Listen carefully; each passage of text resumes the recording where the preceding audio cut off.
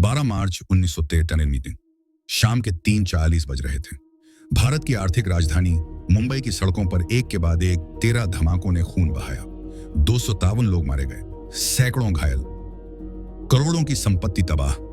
यह सिर्फ एक आतंकी हमला नहीं था, यह एक ऐसी साजिश का नतीजा थी जिसकी भनक महीनों पहले ही सरकारी एजेंसियों को लग चुकी थी।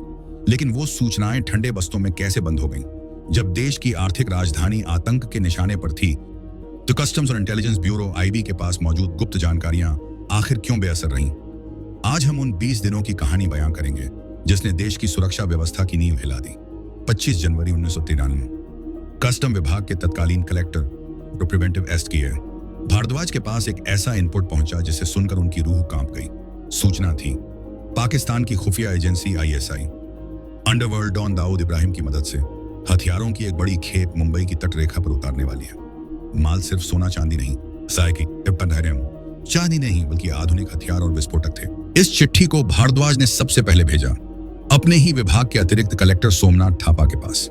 थापा उस वक्त कस्टम के मरीन एंड प्रिवेंटिव विंग के प्रमुख थे, यानी समुद्री रास्तों से होने वाली तस्करी रोकना उन्हीं की जिम्मेदारी थी।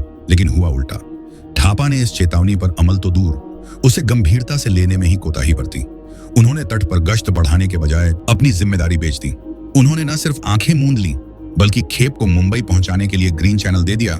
लेकिन सिर्फ पुलिस ही नहीं बल्कि कस्टम विभाग के भीतर भी उंगलियां जल रही थीं। सोमनाथ थापा के पास भी 3 फरवरी को ही सूचना पहुंच गई थी कि शेखाड़ी में काला साबुन RDX उतर चुका है।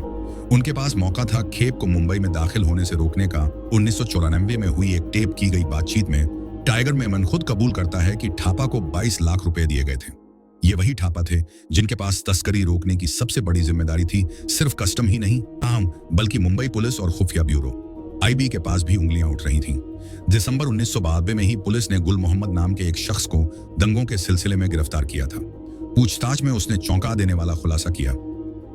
बाबरी विध्वंस का बदला लेने के लिए मुंबई में बड़े धमाकों की साजिश रची जा रही है। उसने बताया कि कैसे उसे ट्रेनिंग के लिए दुबई और पाकिस्तान भेजा गया। लेकिन उस समय पुलिस को उसकी बातों पर यकीन नहीं हुआ, या शायद वो यकीन करना ही नहीं चाहते थे। यही वो समय था जब टाइगर मेमन और दाऊद इब्राहिम की टीम अलीबाग के बिग स्प्लैश होटल में बैठकें कर रही थी और फाइनल प्लान तैयार कर रही थी। अगर दिसंबर में ही गुल मोहम्मद की बातों पर गौर किया गया होता, अगर जनवरी में कस्टम के अलर्ट को गंभीरता से लिया गया होता, तो शायद 12 मार्च वो काला दिन नहीं आता। 12 मार्च 1993 में ठीक 2:05 पर पहला धमाका हुआ। फिर अगले 2 घंटों में पूरा शहर दहल उठा। जिन हथियारों को फरवरी में तट पर उतारा गया था, वो अब मुंबई की सड़कों पर खून बरसा रहे थे। RDX, जो पहले कभी भारत में इस्तेमाल नहीं हुआ था, अब हर जगह बिखरा पड़ा था। जांच के लिए तैनात किए गए DCP राकेश मारिया ने सबसे पहले उस वैन पर ध्यान दिया जो वॉर्ली में बिना मालिक के खड़ी थी। उस वैन के अंदर से 7 AK-56 राइफलें और ग्रेनेड बरामद हुए।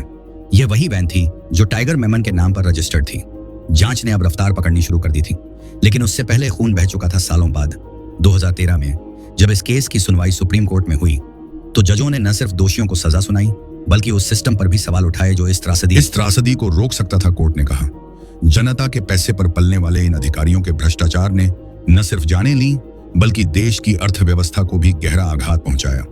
लालच ने उनकी ईमानदारी को खत्म कर दिया। कोर्ट ने यह भी कहा कि भारतीय पुलिस, कस्टम और कोस्ट गार्ड के अधिकारी उस जहाज को रोकने में विफल रहे जो पाकिस्तान से हथियार लेकर आया था। सोमनाथ थापा को उम्र कैद हुई। विजय पाटिल और उसके साथी भी सलाखों के पीछे पहुंचे। लेकिन ये सजाएं उन 257 बेगुनाहों की जिंदगी वापस नहीं ला सकती जो उस दिन सिर्फ इसलिए मारे गए क्योंकि कुछ लोगों ने अपनी ड्यूटी से ज्यादा अहम रिश्वत के पैसे समझे। 1937 का वो हादसा सिर्फ एक आतंकी वारदात नहीं थी, बल्कि एक चेतावनी थी। ये उस फेलियर ऑफ इंटेलिजेंस की कहानी है जिसकी कीमत हमने अपनी जान से चुकाई। आज भी सवाल वही है, क्या हम उस इतिहास से सीख पाए हैं? क्या अब कोई सोमनाथ थापा देश की सुरक्षा से खिलवाड़ करने की हिम्मत कर सकता है, या फिर इतिहास खुद को दोहराने का इंतजार कर रहा है? सवाल आपके जवाब के इंतजार में है। धमाकों के बाद जांच शुरू हुई तो ऐसे राज खुले कि पूरा देश सन्न रह गया। 19 मार्च 1993 को पुलिस ने टाइगर मेमन के भाई यूसुफ मेमन को महिम इलाके से गिरफ्तार किया। उसके पास से एक डायरी मिली जिसमें हर हथियार का हिसाब था। कितना RDX आया, कितने AK-50 किस किस को बांटे गए। ये डायरी उस साजिश का नक्शा थी जिसे महीनों पहले रचा गया था। जांच में पता चला कि इस साजिश को रचने वालों ने कोई कसर नहीं छोड़ी थी। दुबई में बैठकें हुई, पाकिस्तान में ट्रेनिंग हुई और मुंबई के तट पर हथियार उतारे गए। लेकिन सबसे हैरान करने वाला खुलासा तब हुआ जब पुलिस को पता चला कि ये सब होते हुए सरकारी तंत्र की आंखों में धूल झोंकी गई। तो सबसे पहले सजा उन अधिकारियों को मिली जिन्होंने अपनी ड्यूटी के साथ गद्दारी की थी। सब इंस्पेक्टर विजय पाटिल और उसके 4 साथियों को उम्र कैद की सजा सुनाई गई। अदालत ने कहा, तुमने देशद्रोह किया है, तुम्हें माफी नहीं मिल सकती। 1993 के उन धमाकों ने भारत की सुरक्षा व्यवस्था को झकझोर कर रख दिया। उसके बाद से काफी कुछ बदला है। कोस्ट गार्ड को मजबूत किया गया, इंटेलिजेंस नेटवर्क को चौकस किया गया और तटीय सुरक्षा के लिए नए कानून बने। लेकिन सवाल आज भी वहीं के वहीं हैं। संसद में इस मामले पर जमकर हंगामा हुआ। विपक्ष ने सरकार पर लापरवाही के आरोप लगाए। सरकार ने जांच के आदेश दिए, लेकिन जब तक ये सब होता तब तक 257 जानें जा चुकी थी। सवाल यह है कि क्या सिर्फ कुछ अधिकारियों को सजा दिलाने से इंसाफ मिल गया, या फिर हमें उस पूरे सिस्टम पर सवाल उठाना चाहिए जिसने इतनी बड़ी साजिश को अंजाम तक पहुंचने दिया। आज उस घटना को 3 दशक से ज्यादा हो गए। जो बच्चे उस दिन पैदा हुए थे वे आज जवान हो गए, लेकिन उस दिन का दर्द आज भी उतना ही ताजा है। नई पीढ़ी किताबों में पढ़ती है कि कैसे कुछ लालची अधिकारियों ने देश के साथ गद्दारी की। आज भारत का तटीय सुरक्षा तंत्र पहले से कहीं ज्यादा मजबूत है। कोस्ट गार्ड के पास आधुनिक जहाज हैं, रडार सिस्टम है और हर छोटी नाव पर नजर रखी जाती है। मछुआरों को भी ट्रेनिंग दी जाती है कि किसी भी संदिग्ध गतिविधि की सूचना तुरंत दें। लेकिन क्या यह काफी है? हर साल 12 मार्च को मुंबई के लोग मोमबत्तियां जलाते हैं, वो 257 रूहों की याद में जो बेगुनाह थीं, जो सिर्फ इसलिए मारी गईं क्योंकि कुछ लोगों ने मुल्क से ज्यादा मुल्क की मुद्रा को अहमियत दी। सोमनाथ थापा ने जेल में ही दम तोड़ा।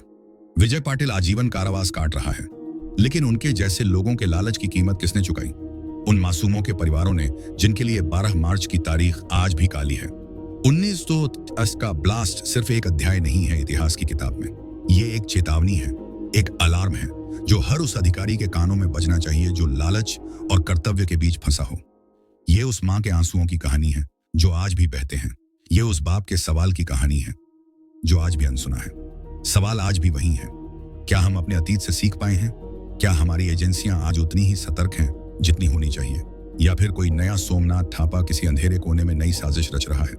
इतिहास खुद को दोहराने का इंतजार नहीं करता, वो दोहराता है जब हम उसे भूल जाते हैं।